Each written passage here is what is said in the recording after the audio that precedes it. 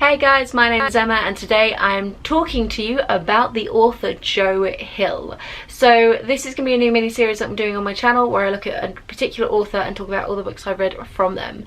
If you don't know, Joe Hill is the son of Stephen King and he does indeed write a lot of those similar kind of horror genres. And today I'm going to talk through the books of his that I've read, the books that I haven't got to yet, and just my general thoughts on them. So I have read six different Joe Hill stories in general. I am missing one short story collection and then probably a fair number of his graphic novels because he has been fairly prolific in the graphic novel world recently. The book that I'm missing that I haven't read is 20th Century Ghosts, which was his very first anthology and indeed published work. I haven't got around to reading it yet. I'm not a crazy fan of short stories, so I'm not too bothered about getting to it. Generally, I find that Joe Hill is excellent. He is probably one of the few authors who I would say is a favourite author, who I've consistently enjoyed everything that I've read from him. Now, even though I've enjoyed everything, you do have degrees of enjoyment. So we're going to kind of go from my top Joe Hill book to my most...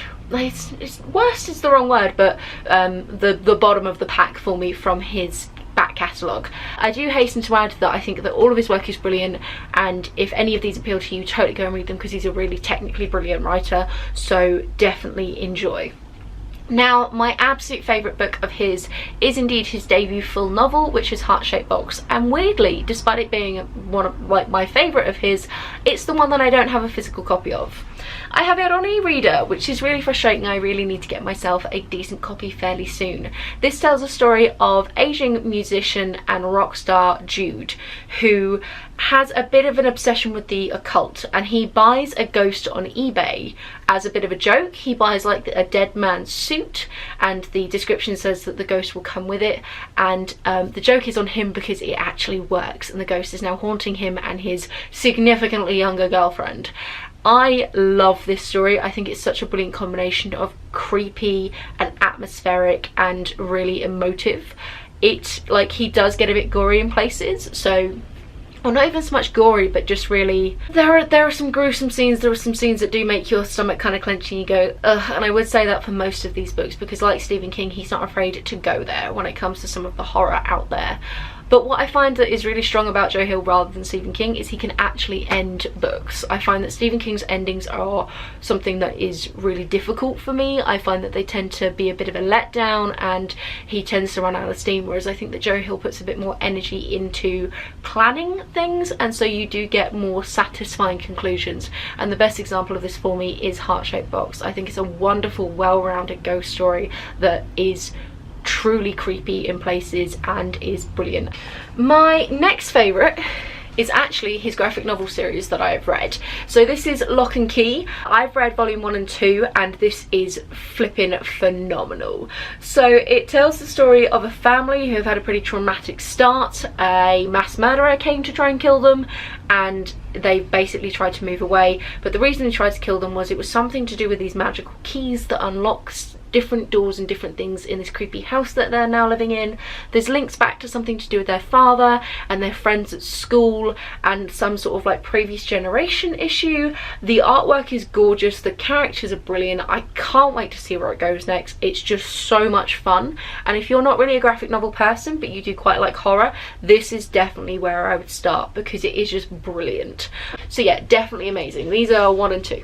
Personally, where I go to next is Nosferatu, which is absolutely brilliant for this time of year because it is quite a Christmassy story, even though it's really freaky in places. I would consider this one a little bit spookier than Heart-Shaped Box, but that could have just been because there were a few things that really kind of struck a chord with me, and I found the juxtaposition between the creepy stuff and the Christmas scenes to just be really, really horrific. This tells the story of Vic, who has the ability to find things that have been lost by riding on her bike very fast, and she goes over a rickety bridge that's kind of in her head, and then she ends up finding them, and in doing so she accidentally stumbles across Christmas Town or Christmas Land. I think it's Christmas Land. Christmas Land is inhabited by a creepy dude called Charlie Manx who kidnaps children and then basically kind of eats their souls and turns them into these weird freaky zombie creatures. and Vicky's the only person to ever escape him, and it goes through her story from childhood, when she had these interactions, to when she's older and has a kid of her own and Charlie Manx comes back to get revenge. It doesn't end as strong. I think now our endings are going to go downhill, and that is really what for me marks a satisfying book, which is probably why I'm ranking these in such a way. But I do think that the characters are wonderful, the imagery is stunning, the concepts are so much fun, and I think that it is just a rip-roaringly good tale with some really creepy Christmassy themes. So definitely a really good one for this time of year. It is a bit of a beast, like his father. He does have a tendency to write a lot, but I think it's awesome. The next two I have to talk about, I can't really rank them between the two, but these are the other two full-length novels that Joe Hill has, and those are The Fireman and Horns. This was his second novel, this was his fourth. Nosferatu sits neatly between these two, and Heart-Shaped Box came before this one. You'll notice I'm really keen on Joe Hill because I actually own like hardbacks of nearly everything of his, which is really rare for me because I don't like hardbacks, I find them too bulky. So we're going to talk about Horns first because it came first, but I'm considering both of these like to be on level pegging. So Horns has been made into a movie with Daniel Radcliffe. You might be more familiar with it. It's probably the only one of his that you would potentially be familiar of if you haven't heard of him before. It's the story of a gentleman whose girlfriend got murdered I think about a year before this book takes place, and everybody thinks that he did it, but there wasn't enough evidence to make it stick. So he's generally considered to be the guilty party in town, but he's not actually locked away. He's generally having a bit of a bad time. He's not really recovered from her death, which makes perfect sense, especially given he's being accused of her murder. And he wakes up one morning to find tiny little horns growing out of his head. And what happens is when people see these horns, they start to confess their deepest and darkest desires. And this is kind of the beginning of his transition into becoming a bit like a devil.